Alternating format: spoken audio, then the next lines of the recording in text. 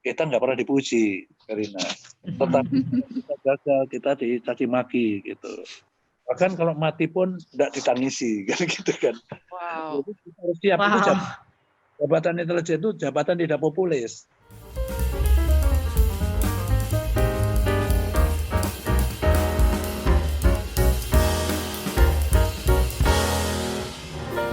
Baik, ini ada Nadia sekarang. Nadia dari Tangerang Selatan. Silakan bertanya langsung kepada Bang Yos. Oke. Selamat sore Bang Yos. Selamat sore, dia kumaha. Iya. Damang. Iya Bang, aku tuh mau nanya dengan latar belakang Bapak nih sebagai Kepala BIN, kita kan akhir-akhir ini dengar kalau indeks demokrasi di Indonesia menurun, terjadi persekusi terhadap suara-suara yang berseberangan dengan pemerintah. Nah, yang ingin aku tanyakan tuh sebenarnya peranan BIN tuh ada nggak sih dalam hal ini, dan gimana menurut Bang Yos kebebasan berekspresi sebagai warga negara di masa sekarang ini? Makasih Bang. Oke. Mungkin ada ini ya. Jadi BIN itu sebenarnya menangani semua kehidupan berbangsa dan bernegara. Jadi itu ada pasal-pasalnya di Undang-Undang BIN ya. Ada ideologi kita libat, ada ideologi politik, ekonomi, sosial, budaya, itu macam-macam lah ya, termasuk kesehatan. Makanya ikut menangani konflik segala macam itu kan. Nah lalu ada keamanan dan juga intelijen itu sendiri. Jadi banyak fungsinya. Manakala di bagian fungsi itu terganggu gitu dan membahayakan, maka wajib kita mencari solusinya. Itu belum tentu orang lain kita bisa memberikan saran gitu. Misalnya ya, kesehatan dulu ada tekor tentang BPJS gitu. Saya membuat kajian secara mendalam. Saya kumpulkan banyak pakar ya. Lalu kemudian kita rapat dengan semua instansi yang terkait gitu, dan kita cari solusi yang terbaik. Kita sarankan pada presiden. Nah, user kita ada presiden. Dalam hal masalah demokrasi, kebebasan berpendapat, ini kan demokrasi memang boleh. Namun ya harap maklum Nadia ya, demokrasi kita itu umurnya baru 22 tahun. Hitungan saya, sorry. Dari tahun 98. Aku tak minum dulu, sorry ya. Iya, silakan Bang. Dari 98 jadi umurnya baru 22 tahun. Membandingkan demokrasi Amerika yang sudah 400-an tahun itu kan. Beda. Jadi sebenarnya Nadia kita masih belajar. Kuping kita masih suka tipis gitu kan. Kalau kita dikritik kita kan terus bereaksi, terlapor polisi gitu kan. Nah, sebenarnya aku sudah belajar itu waktu jadi gubernur. Tadi kan aku sudah ngomong pertanyaan Nadia kan, karakter seperti apa sih yang diperlukan gubernur itu ya, itu tadi. Kita kadang-kadang belajar budek juga kan, ini patut ditanggapin apa tidak gitu kan. Tapi ya jangan main asal tangkap karena itu lalu membunuh kebebasan berpendapat, orang lalu apatis. Ya, sakarep-karepmu lah, itu tidak baik kehidupan seperti itu. Ya, sepanjang itu dilakukan secara santun lah, kita kan punya budaya orang Timur ya. Secara benar, secara santun, memang ingin mencari solusi, dan yang dikritik itu memang nyata-nyata benar, itu bagus, gitu. Dan itu harus dikembangkan, kita pikirkan. Dan dalam hal ini kalau tadi tanya BIN itu tugasnya apa, ya kebetulan di sini ini kan porsi, ya kita memberikan masukan kan, memberikan masukan. Ini layak diterima, untuk layak untuk kita katakan kita evaluasi diri lah gitu. Ya, berarti menurut Bang Yos sekarang nih kalau tadi ngomongin kupingnya tipis, banyak yang gampang sensitif dong ya Bang, orang-orangnya saat ini.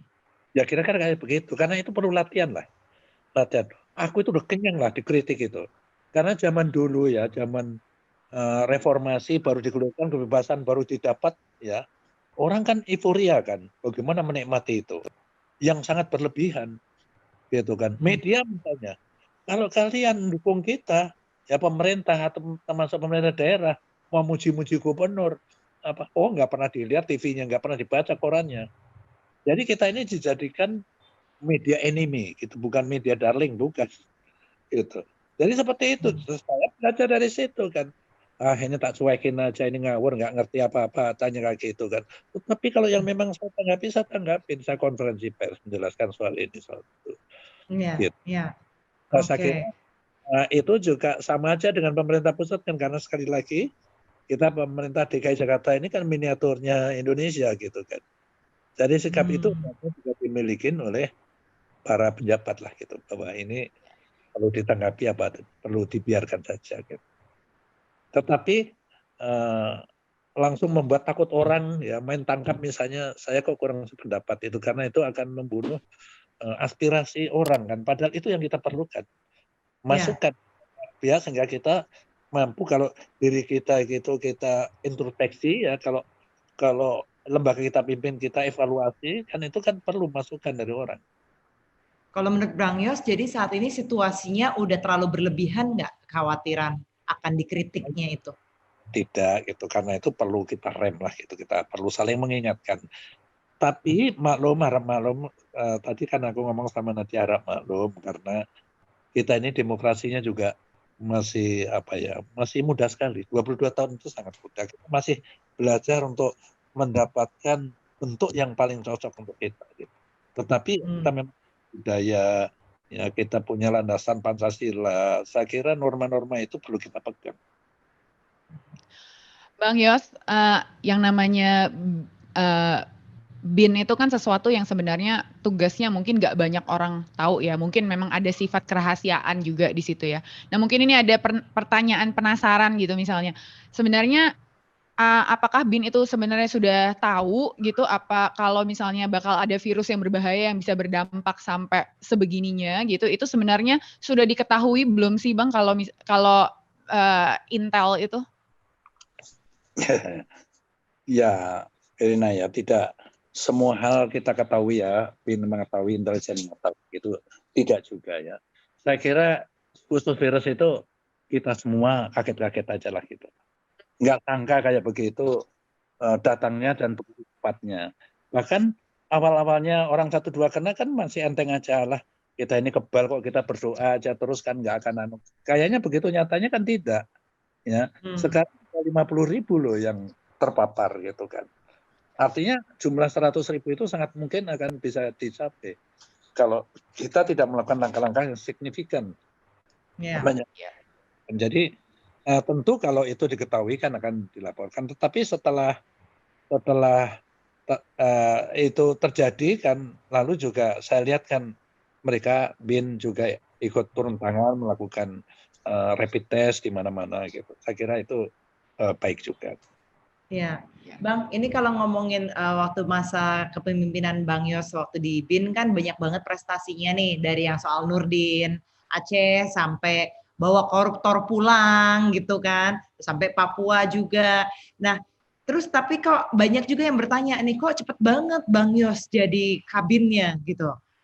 Menurut Bang Yos sendiri, apa sih kalau misalnya merefleksi diri, kesalahanku tuh apa gitu?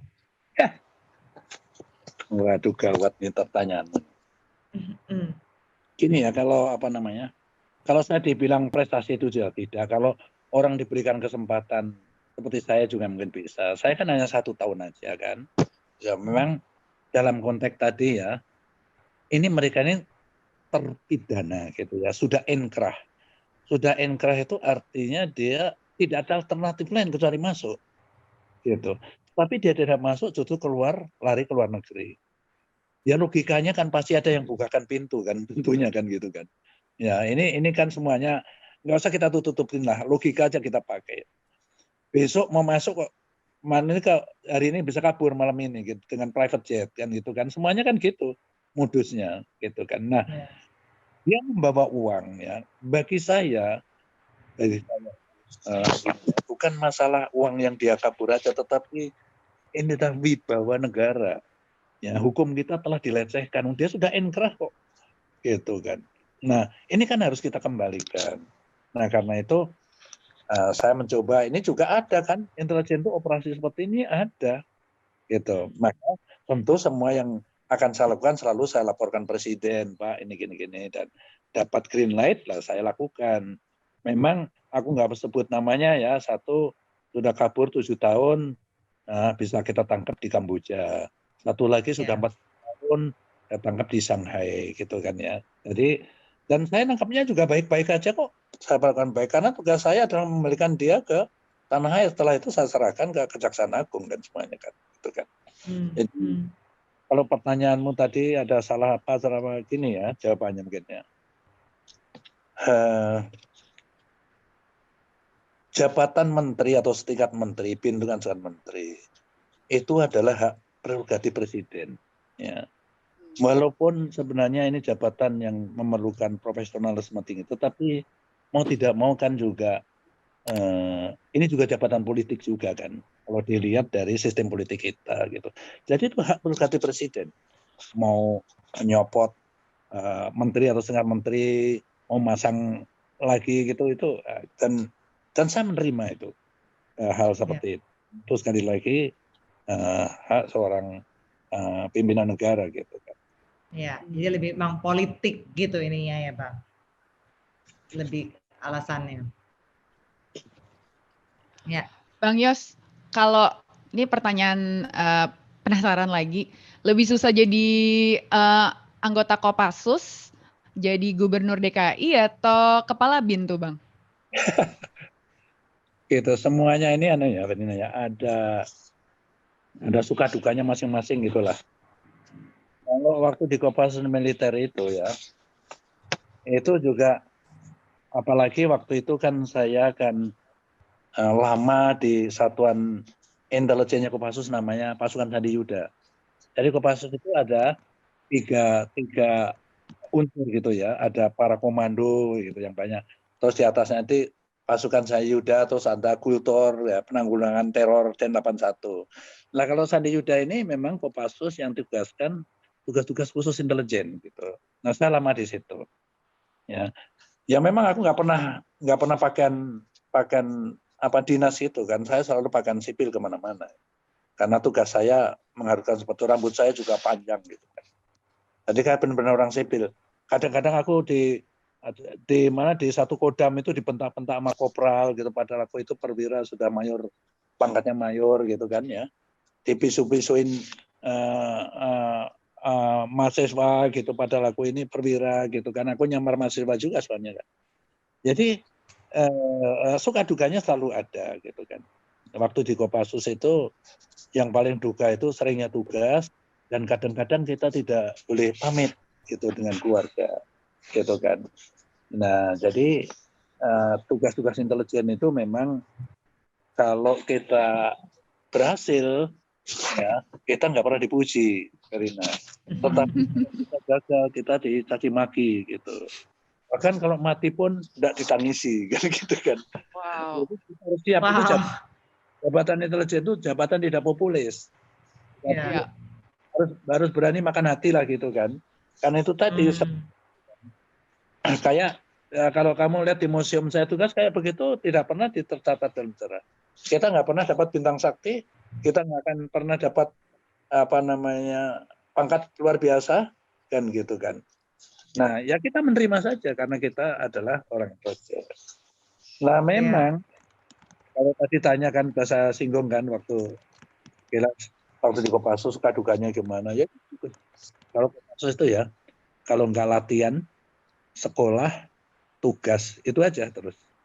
Ya jadi kadang-kadang aja ketemu itu kita. Saya waktu sudah nikah hamil. Saat pulang anak saya 10 bulan umurnya kan gitu kan. Jadi kalau ngelihat saya itu kayak ngelihat setan dia. Asam-asam nangis dia. Gitu kan. Sekali dia kenal kalau aku ini bapaknya itu bisa lama gitu. Lagi gitu tinggal pergi lagi gitu. Gak tahu kita kemana. Kadang-kadang kita nggak boleh ngomong sama keluarga juga untuk kerahasiaan tugas gitu kan. Nah itulah tugas kerja. Nah saat jadi gubernur ya sukanya sedikit, dukanya juga banyak itu. Saya ingat ya karena saya itu pas dukanya banyak. Itu terjadi krisis ekonomi, krisis politik, terus terjadi huru-hara dan kerusuhan yang begitu hebat di Jakarta itu kan, hancur-hancuran kan. Aku itu dapat terjadi kayak gitu, ya.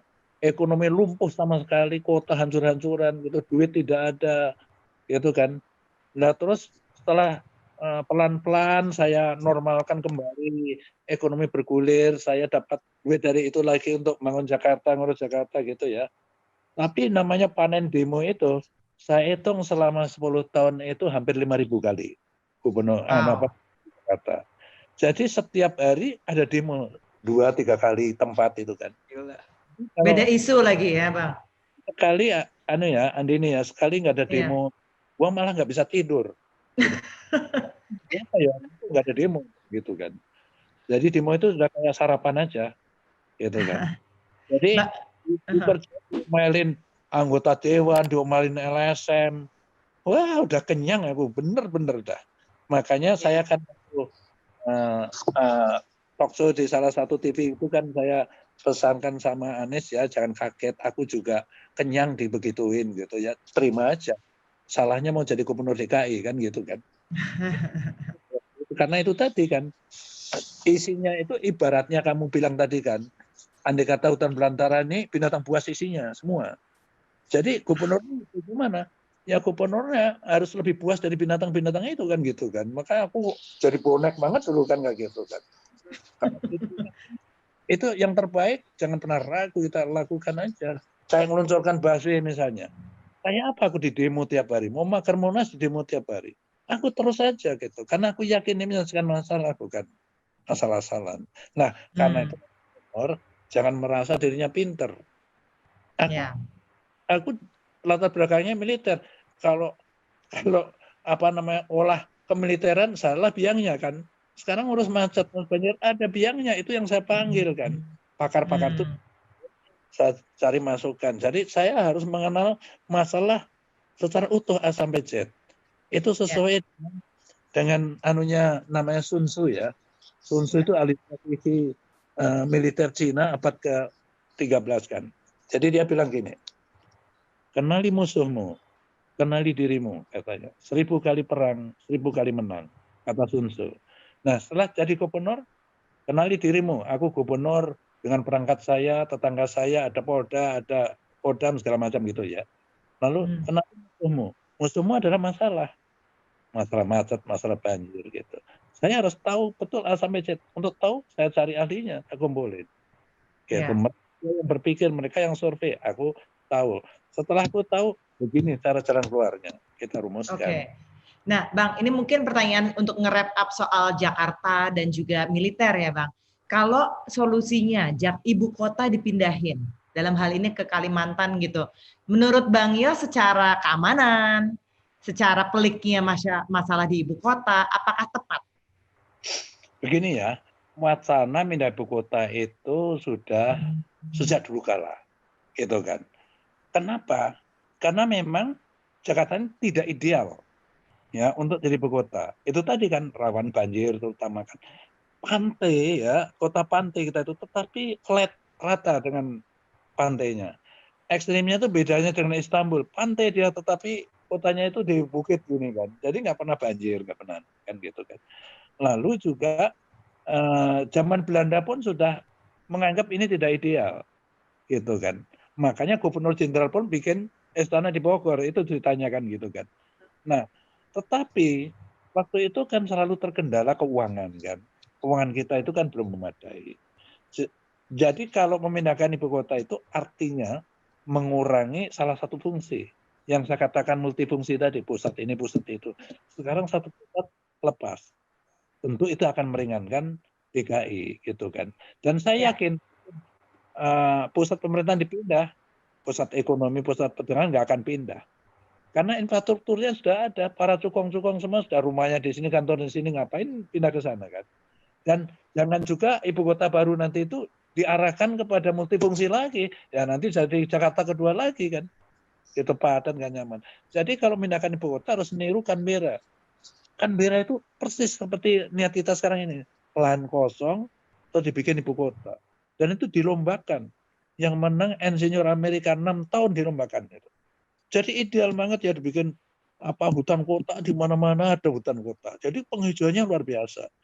Sentra ekonomi, sentra perdagangan, tempat diplomat di mana gitu. Dan di sana memang tidak ada penerbangan langsung ke Canberra dari luar negeri. ya karena hanya domestik saja penerbangan. Orang mau ke Canberra mesti turun dulu di Sydney atau di Melbourne baru ke situ. Nah, itu jadi ibu kota yang sehat. Nah, kalau pemerintah sekarang ini memang bisa membiayai itu, kenapa tidak? Karena itu sudah menjadi kiat kita. Paling tidak mengurangi beban Jakarta.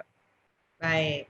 Oke Bang, kita udah masuk penghujung acara nih. Seperti biasa, kalau di Catalyst Talk, itu kita ada namanya rapid fire. Artinya Bang Yos jawab cepat gitu atas pertanyaan yang kita berikan, yang terlintas di kepala Bang Yos ketika saya memberikan pertanyaan ini. Yang pertama, tingkat kepuasan Bang Yos terhadap pencapaian Jakarta saat ini. Dari 1 sampai 10 kira-kira mau dinilai berapa? 5. Wah.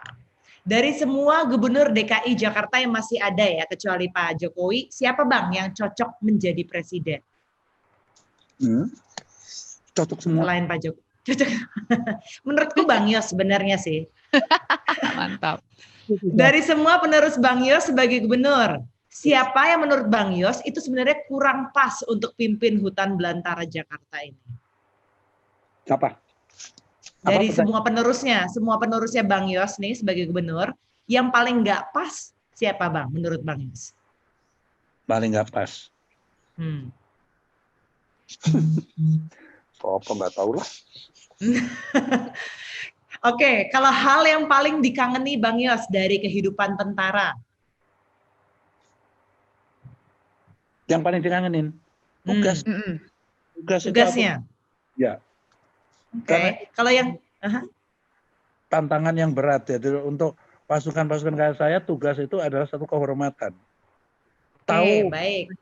Tetapi rebutan orang kalau mau diberangkatkan tugas.